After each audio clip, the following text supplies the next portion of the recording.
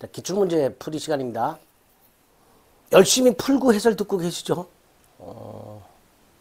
최근에 공부를 좀 소홀히 하시는 분들이 많아졌어요. 공부하시는 인원도 좀 많이 줄고 또 열심히 하시는 분들 중에서도 열심히 하시는 분들이 좀 줄어들었어요. 올해 뭐 경제도 안 좋고 부동산 경기도 안 좋고 뭐 선거도 있고 등등등 여러 가지 뭐 대외적인 환경도 안 좋죠. 정년도 많이 일어나고. 그래서 그러니까 이제 공부가 이렇게 마음이 안 잡히시는 것 같아요. 심란하고 그러니까. 근데 이럴 때일수록 더 마음 잡고 아무 생각하지 마시고, 그러니까 모든 근심을 민법을 공부하다 보면 이제 근심이 잊혀진단 말이에요. 그러니까 근심을 좀 이렇게 접어두시고, 어차피 시험 봐서 자격증을 따기로 마음을 먹으셨으니까 그런 대외적인 여건들에 대해서는 생각을 좀 스탑하시고 공부에 좀 매진을 좀 다시 한번 각오를 해서 다져주시기 바랍니다. 기출문제도 꼭 이론 듣고 문제 풀고 해설 강의 듣고 이렇게 단계를 꼭 밟아주셔야 된다 그랬어요. 부족한 부분은 다시 한번 강의 들어보시고 기본서 읽어보시고. 자, 10번 임차인의 부속물 매수 청권이라고 했습니다. 자, 지상물 매수 청권은 토지 임차력이 인정된다 그랬죠. 반면에 부속물 매수 청권은 건물 기타 공작물 임차력이 인정이 된다 그랬습니다. 임대차 종료 시에 인정이 된다 그랬죠. 다만 임차인의 채무 불이행을 이유로 임대인의 계약을 해지함으로써 종료된 경우, 이때는 인정이 안 됩니다. 그때는 그게 이제 부속물 매수 청권이죠.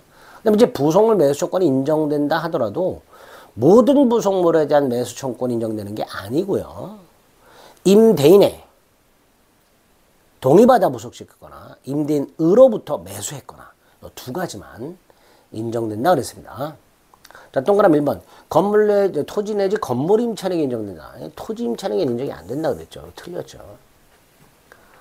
두 가지만 된다 그랬어요. 임대인으로부터 매수한 물건이나 또는 임대인의 동의받아 부속시킨 물건. 그죠? 이럴 때 인정된다 그랬습니다. 4번. 적법전 차인에게도 인정되는가? 예, 인정됩니다. 건물 기타 공작물, 임대차, 적법전대차, 건물 기타 공작물에 대한 임대차 및 적법전대차, 즉 전대할 때 임대인 동의받은 경우, 이 경우에 이 적법전차인도 임대인에게 부속물 매수를 청구할 수 있죠. 이때는 세 가지죠. 부속물 청구가. 임대인 동의받아 부속시킨 경우, 임대인으로부터 매수한 경우, 임대인 동의받아서 임차인으로부터 매수한 경우, 이 세 가지에 대해서 적법전차인도 부속물 매수 청권이 인정이 됩니다. 14번. 편면적 강행 규정이죠. 따라서 부속물 매수 청권을 포기, 즉 인정하지 않는 약정, 포기 약정이죠. 임차인에게 불리해. 그럼 무효죠. 5번. 오로지 임차인 특수 목적을 위해 부속된 물건. 대표적으로 간판 같은 거죠. 간판. 이건 매수 청구할 수 있다 없다? 없지요. 부속물 매수 청구에서 이 부속물은 객관적 용도에 제공된 물건이어야 돼요. 따라서 임차인 특수 목적을 위한 부속물. 이건 매수 청구 대상이 아닙니다. 틀린 것은 1번이 되겠죠. 11번. 임차인의 부속물 매수 청구권. 이를 임차인의 지위와 분리해서 부속물 매수 청구권만 양도할 수는 없죠. 당연히. 이 부속물 매수 청구권은요, 임차인 소유 물건인데 그걸 임차인이 임대인에게 사라고 청구하는 거예요. 그러니까 부속물 매수 청구권이라는 권리만 따로 팔아먹는 건 불가능하단 말이죠. 2번. 임대차 목적물의 구성 부분이라고 되어 있죠. 이건 부속물 청구 아니에요. 임차인이 부속시킨 물건이 독립성이 있어. 그래서 임차인 소유야. 그때 임차인이 임대인에게 내 거 사라 청구하는 게 부속물 매수 청구권이에요. 근데 임차인이 부속시킨 물건이 목적물의 구성 부분이 되어버리면 이건 임대인 소유물이에요. 그러니까 임대인 소유물을 임대인에게 사라 청구하는 건 이론상 불가능하죠.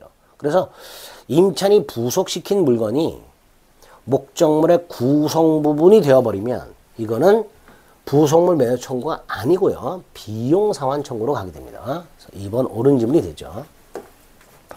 3번 부속물 매수 청구는 임대차가 종료되었을 때 행사할 수 있는데 다만 그 임대차 계약이 임차인의 채무 불이행을 이유로 임대인의 계약을 해지함으로써 종료된 경우 이때는 부속물 매수 청구권 인정되지 않습니다. 4번 부속물 매수 청구에서 말하는 부속물은 둘 중에 하나 임대인 동의 얻어 부속했거나 임대인으로부터 매수했거나 둘 중에 하나. 자 5번은 건물 임차인이 갑소유 건물을 임차한 을이 건물을 증축을 해요. 그런데 이 증축 부분을 임대인 소유로 귀속시키기로 해요. 그 말은 무슨 뜻이에요? 임차인이 증축한 부분이 기존 건물에 부합이 된 거죠. 부속이 아니라. 자, 그런데 임차인이 자신의 비용을 들여서 증축한 부분을 임대인 소유로 귀속시키기로 하는 약정. 이 약정을 우리 대법원이 뭐라고 보느냐? 첫째, 요 부속시킨, 요 증축한 부분, 증축 부분에 대한 원상 회복 의무.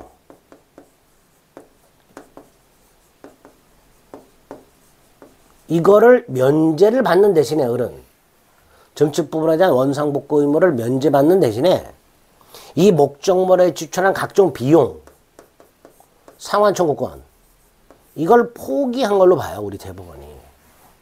다시 한번요. 건물 임차인이 증축한 부분을 임대인 소유로 귀속시키기로 하는 요 약정을 우리 대법원은 증축 부분에 대한 임차인은 증축 부분에 대한 원상 복구 의무를 면제받는 대신에 목적물에 지출한 각종 비용 상환 청구권을 포기하는 약정으로 봅니다. 따라서 임차인은 비용 상환을 청구할 수가 없게 됩니다. 비용 상환 청구를 포기했으니까. 또 하나가 뭐예요? 비용 상환 청구를 포기했으니까 그 비용 상환 청구에 기초한 뭐도 포기한 거다. 유치권도 포기한 거죠. 임차인은 유치권도 행사할 수가 없습니다. 중요한 질문들이 나왔네, 많이.